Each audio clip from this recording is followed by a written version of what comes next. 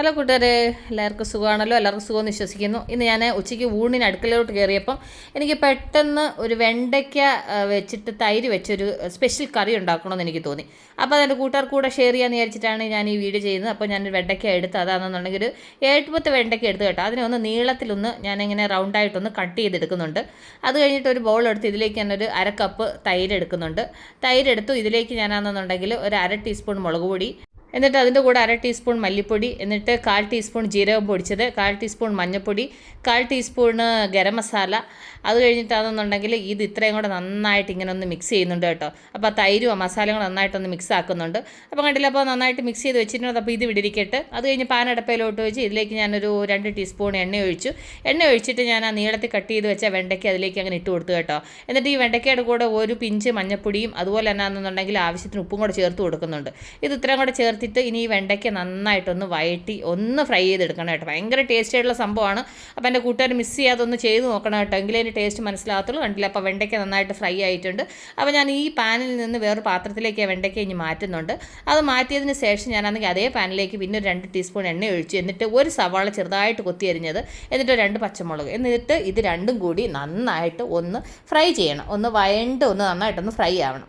അപ്പോൾ അതിൻ്റെ കൂടി ഇച്ചിരി ഉപ്പും കൂടെ ചേർത്ത് കൊടുക്കുന്നത്. ഉപ്പൊക്കെ നോക്കി വേണം ചേർക്കാൻ, കാരണം വെച്ചാൽ വെണ്ടയ്ക്ക ഫ്രൈ ചെയ്യാൻ ഉപ്പൊക്കെ ചേർത്തിട്ടുണ്ട്. അപ്പോൾ കണ്ടില്ലേ, സവാള നന്നായിട്ട് വഴണ്ടിട്ടുണ്ട്. അപ്പോൾ അതിലേക്ക് നമ്മൾ ആ തൈര് മിക്സ് ചേർത്ത് കൊടുക്കുന്നുണ്ട്. എന്നിട്ട് അതിലേക്ക് കുറച്ച് വെള്ളം കൂടെ ഒഴിച്ച് കൊടുക്കുന്നുണ്ട്. ഇനി ഇത്രയും കൂടെ നന്നായിട്ടൊന്ന് മിക്സ് ചെയ്തേ വെച്ച് നമുക്കതെന്നുണ്ടെങ്കിൽ ഒന്ന് ഉപ്പിൻ്റെ ടേസ്റ്റ് നോക്കാം. കാരണം വെച്ച് കഴിഞ്ഞാൽ സവാള വഴട്ടാൻ നേരത്ത് ഉപ്പ് ചേർത്തായിരുന്നു. അതുകൊണ്ട് ഉപ്പിന് കുറവുണ്ടെന്നുണ്ടെങ്കിൽ ഉപ്പ് ആവശ്യത്തിന് ചേർത്ത് കൊടുക്കുക. അപ്പോൾ ഒരു തുള്ളി ഉപ്പിൻ്റെ കുറവുണ്ടായിരുന്നു. അപ്പോൾ ഞാൻ ആവശ്യത്തിന് ഉപ്പ് കൂടെ ചേർത്ത് കൊടുത്തു. എന്നിട്ട് ഇതിനെ അടച്ച് വെച്ചിട്ട് ഒന്ന് തിളയ്ക്കാൻ വിട്ടു. അപ്പോൾ അത് തിളയ്ക്കുന്നുണ്ട്. അതിലേക്ക് ഞാനാണെന്നുണ്ടെന്നുണ്ടെങ്കിൽ നമ്മൾ വറുത്ത് വെച്ചേക്കുന്ന വെണ്ടയ്ക്ക ഇനി ചേർത്ത് കൊടുക്കണം. അപ്പോൾ ആ വെണ്ടയ്ക്കയും കൂടെ അതിൻ്റെ കൂടെ ചേർത്തിട്ട് നന്നായിട്ടൊന്ന് മിക്സ് ചെയ്തേ വെച്ച് പിന്നെ ഒരു 2 മിനിറ്റ് ലോ ഫ്ലെയിമിൽ ഒന്ന് അടച്ച് വെച്ചിട്ടൊന്ന് വേവിക്കണം. അതിൻ്റെ കൂടെ കുറച്ച് മല്ലിയിലയും കൂടെ ചേർത്ത് കൊടുക്കുന്നുണ്ട്. മല്ലിയില ഓപ്ഷണലാണ്, നിങ്ങളുടെ അടുത്തുണ്ടെങ്കിൽ ചേർത്താൽ മതി, ഇല്ലെങ്കിൽ സ്കിപ്പ് ചെയ്തോളൂ. എന്നിട്ട് നന്നായിട്ടൊന്ന് മിക്സ് ചെയ്തേ വെച്ച് നമുക്ക് പിന്നെ ഒന്ന് അടച്ച് വെച്ചിട്ട് പിന്നെ 2 മിനിറ്റ് ആ വെണ്ടയ്ക്കകത്ത് ഈ മസാലയൊക്കെ ഒന്ന് പിടിക്കാൻ വേണ്ടിയിട്ടേ ഒന്ന് 2 മിനിറ്റ് കൂടെ നമുക്കൊന്ന് അടച്ച് വെച്ചിട്ട് ഒന്നുകൂടെ ഒന്ന് വേവിക്കാം. അല്ല കൂട്ടുകാർ, ഇതൊന്നും മറക്കാതെ ട്രൈ ചെയ്ത് നോക്കണം. കാരണം വെച്ചാൽ ഇത് ചോറിൻ്റെ കൂടെയൊക്കെ ഒരു സൈഡ് ഡിഷായിട്ട് സൂപ്പറായിട്ടുണ്ടാകും കേട്ടോ. അപ്പോൾ കണ്ടില്ലേ, നന്നായിട്ട് വറ്റി, ഇത് ചാറ് പോലെ വെക്കുന്ന സംഭവമല്ല, ഇതുപോലെ ഇങ്ങനെ ഒരു എന്താ പറയുന്നത് തിക്ക് ഗ്രേവി ആയിട്ട് ഉണ്ടാക്കുന്ന സംഭവമാണ്.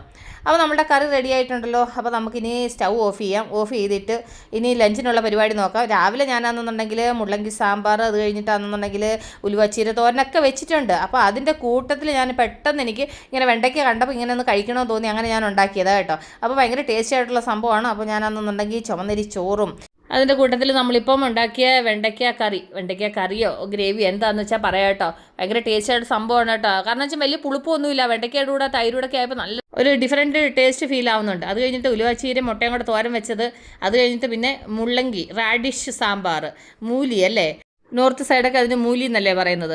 അപ്പോൾ എൻ്റെ ലഞ്ച് സ്പെഷ്യൽ എന്തൊക്കെയാണെന്ന് എൻ്റെ കൂട്ടുകാർ കണ്ടല്ലോ. അപ്പോൾ ഞാനിതൊന്ന് കഴിച്ച് നോക്കട്ടെ. എല്ലാം നല്ല ചൂടാണ്. ഞാനിപ്പം ചോറ് ചൂടാക്കി, അത് കഴിഞ്ഞിട്ടാണ് വെണ്ടയ്ക്ക കറി, അത് ചൂടാണ്. മറ്റേത് രണ്ടും തണുത്തിരിക്കുന്നതാണ് കേട്ടോ. ബാക്കി ഇത് രണ്ടും ഭയങ്കര ചൂടായിട്ടുള്ള സംഭവം. ചോറും വെണ്ടയ്ക്ക കറിയൊക്കെ നല്ല ചൂടാണ്.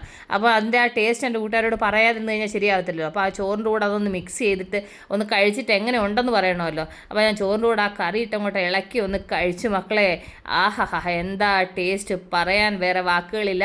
അപ്പോൾ എൻ്റെ കൂട്ടുകാരൻ്റെ ലഞ്ച് സ്പെഷ്യൽ എന്താണെന്ന് കണ്ടല്ലോ. അപ്പോൾ ഞാൻ പോയൊന്ന് ഇരുന്നൊന്ന് ഊണ് കഴിക്കട്ടെ. അപ്പോൾ എൻ്റെ കൂട്ടുകാർ ഊണ് കഴിച്ചാണെന്ന് വിശ്വസിക്കുന്നു. അപ്പോൾ നമ്മൾ അടുത്ത വീഡിയോ വീണ്ടും കാണുന്നവരെ take care, bye, see U.